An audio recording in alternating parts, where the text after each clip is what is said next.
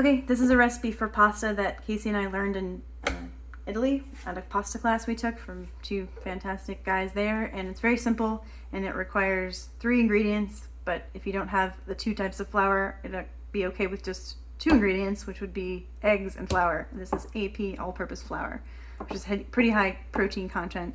The recipe actually calls for semolina flour and 00 flour. We've never had semolina flour, so we've always been using AP. And then one time Casey made it with all AP flour. So you can, if you don't have 00, just use AP flour and it will work. So the recipe is basically very simple. 4 ounces of the AP flour, 3.5 ounces of the 00 flour, and then you will whisk 2 eggs into it, mix it together, and it becomes a pasta ball. So just do it. Turn on your scale, tare it so it's at 0.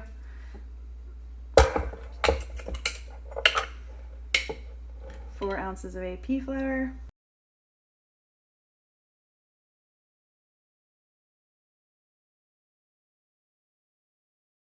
Beat this up. And then 3.5 ounces of the 00, so just go to 7.5 ounces total.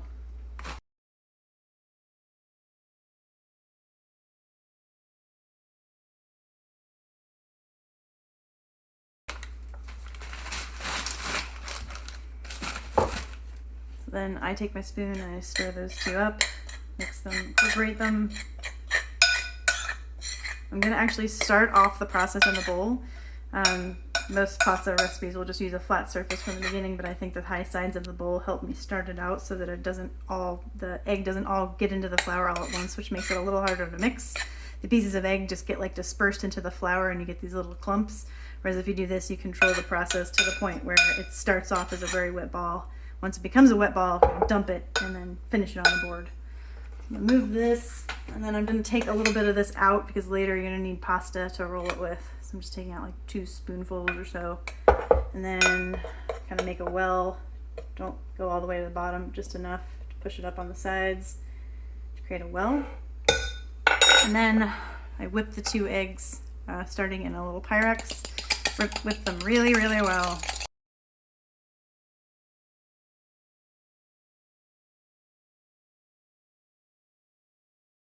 What I do is I actually start off by, this is a sort of tempering, with a little bit of the flour in there to get it a little thickened up in here before you pour it in.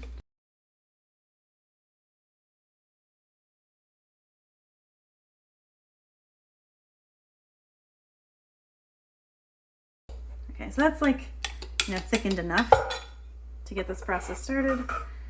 Again, make a little well in here. Pour the egg into the well. And then basically, this is the important part. So you can even see like a little bit of the egg just flopped over there and that's become like a little piece. You're just trying to like work the flour in a little bit at a time to the egg and just start to swirl it in the middle here. So as you swirl, you can see it just picks up more and more of the flour as you go.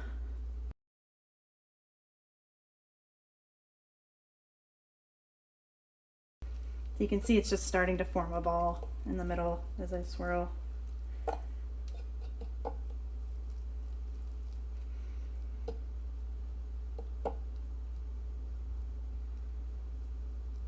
Okay, so at this point, what I'm going to do is I'm going to flip it onto the board and finish it there. And carefully, don't do what I just do, just wear black jeans and then get it all over yourself. Okay, so now basically we're just going to kind of take this ball, which is now in there, and just start to work the flour into it with your hands. So you just kind of gently pat, fold. You're just kind of working the flour really delicately into the egg.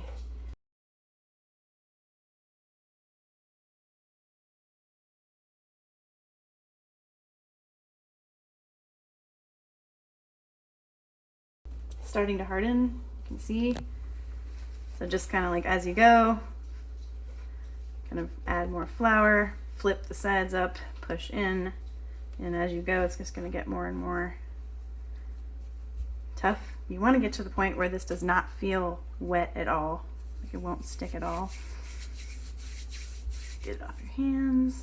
Those are all bits that work back in.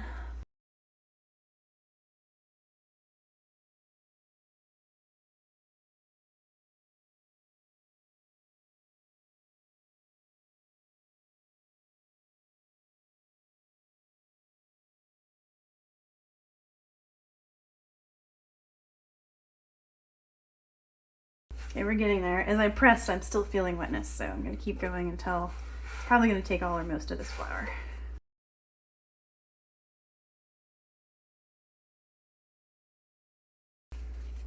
Okay, so I think we're there.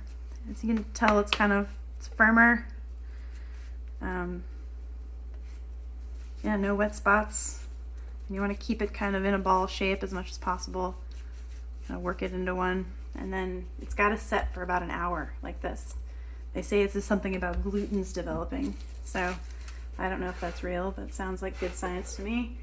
So I kind of coat it with, my thing is I don't really have great saran wrap. Mine is cling wrap and it has that sticky edge. So I just use these like fold over bags, put some flour around it, put it in the bag, coat it with lots of flour, and then just kind of gently leave it like that for about an hour, and then we'll come back and roll it out.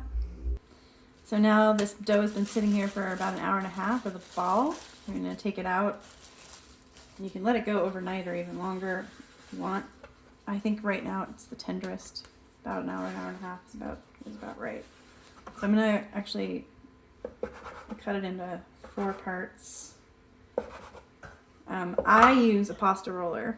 If you don't have one, which most people won't, I'm going to show you how to roll it out just like with a rolling pin. You can also use a wine bottle. So this is where you're going to use all this extra flour.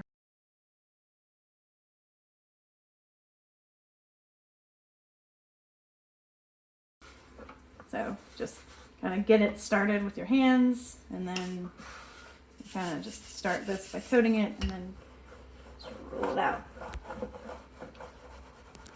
You want to get it pretty thin, and then if it sticks at all while you're rolling, just keep putting more flour on it.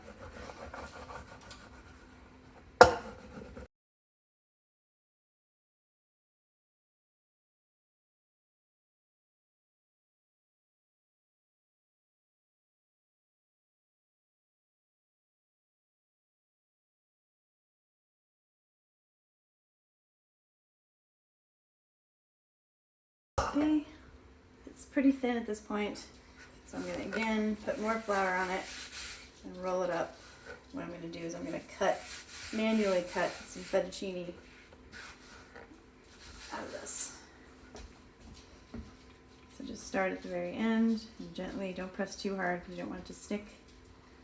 Just roll it, and so basically the length of the fettuccine will be the entire length of this. If you wanted them to be shorter, you could, actually I might actually do that because I'm going to do the other ones that way.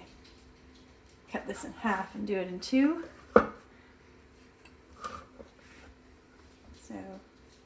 start at the end, roll it up.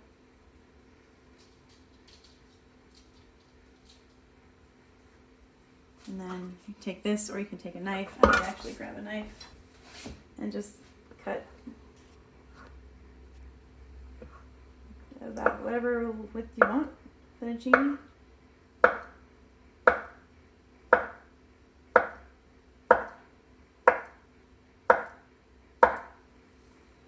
So again with the flour, because now we're going to pull these apart. And they'll still be maybe a little thick in this, so you can take them once you've pulled them apart and just kind of stretch them.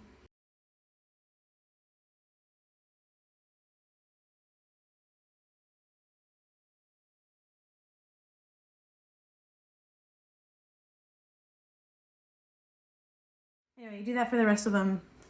Take these, keep coating them with flour, drape them over, whatever. I have one of these deals, which you can buy for like, I don't know, $10 on Amazon, and use that to like dry them out while you're doing the rest of it. And then once these are all done, about 2 minutes in boiling water, and you will have deliciously tender pasta for pennies. And that's it.